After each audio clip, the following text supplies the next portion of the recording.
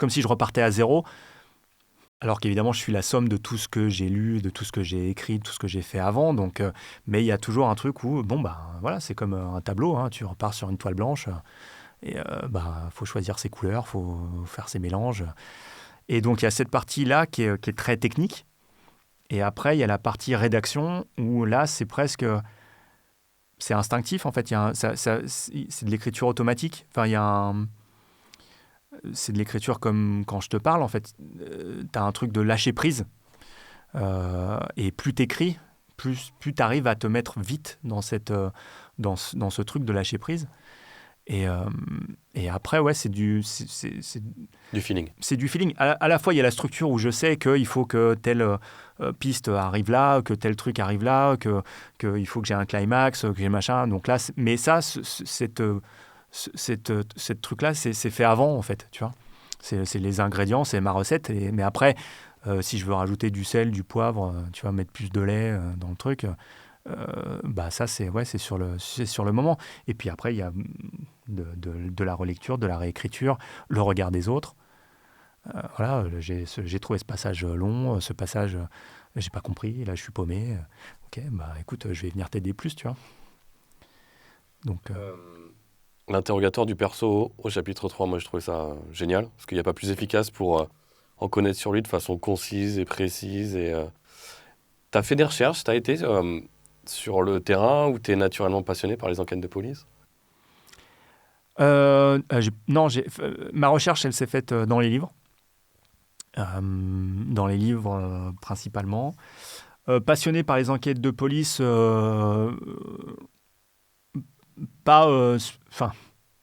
oui, en tant que lecteur ou en tant que spectateur de films.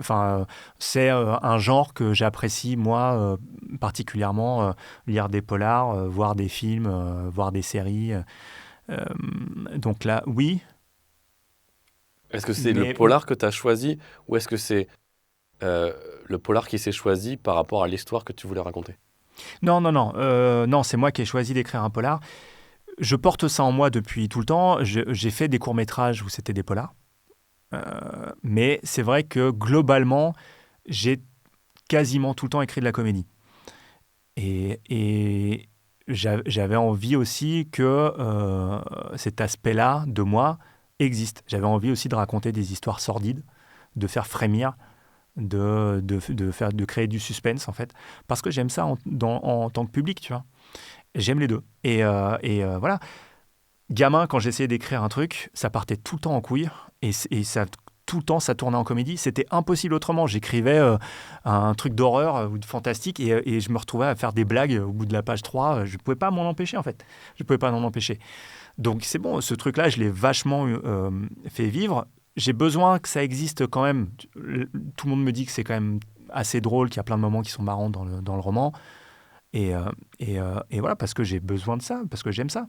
Mais j'avais envie de raconter autre chose. Je pourrais aussi, je pense, écrire de la science-fiction ou du fantastique, parce que c'est aussi d'autres genres que j'adore. D'ailleurs, le roman, entre guillemets, quand j'étais môme, enfin, je vais avoir 15-16 ans où j'ai écrit où je suis allé le plus loin, c'était un roman de science-fiction.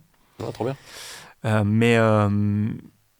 Mais voilà, ça me convient très bien. Alors, le côté chiant, c'est le côté réaliste qui fait qu'il faut faire 1 milliard de recherches. Alors, c'est bien parce que ça te nourrit en même temps, mais ça m'oblige... Voilà, ça serait un monde complètement inventé. Je pourrais faire ce que je veux.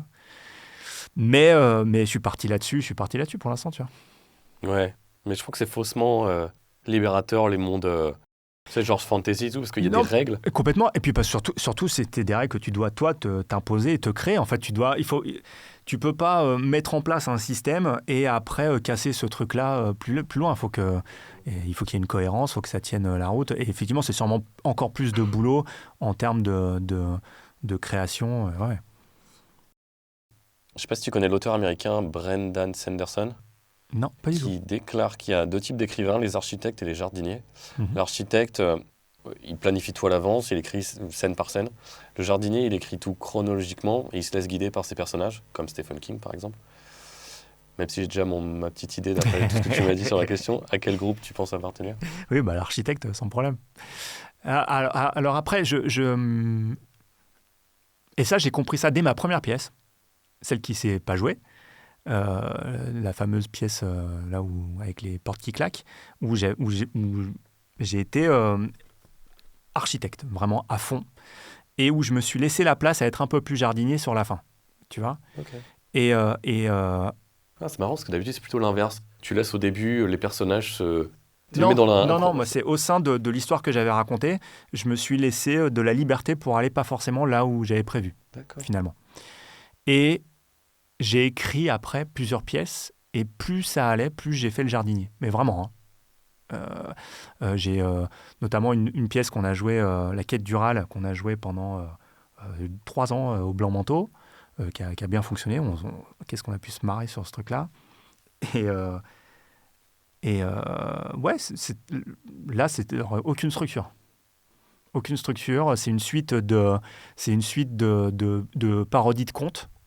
Et au début, tu as l'impression que c'est des contes individuels. Et en fait, au fur et à mesure, tu vois des personnages revenir et puis tu te rends compte que chaque conte individuel raconte au final un conte plus long et une histoire plus longue. Mais c'était instinctif, quoi. C'était instinctif. Et voilà. Et c'est vraiment quand je suis passé à l'écriture pour la téloche où je me suis dit, ouais, c'est bon, j'ai fini de faire le jardinier. Voilà. D'accord. Je, je vais retrouver le petit côté architecte que j'avais au début parce que, au final, j'ai l'impression que ça m'a permis de me lâcher et d'avoir plus confiance dans mon style, peut-être, justement, dans mon écriture, de faire des choses qui me ressemblent, de jouer le jardinier, tu vois. Ça m'a permis de me trouver. Et après, une fois que j'ai fait ça, j'ai eu besoin de revenir à quelque chose de vraiment plus construit et de mieux foutu, en fait. Voilà. Et j'essaie, de toute façon, ça pour le coup, ça a toujours été mon ambition, mais j'essaie que chaque nouveau projet soit un cran au-dessus de celui d'avant, quoi.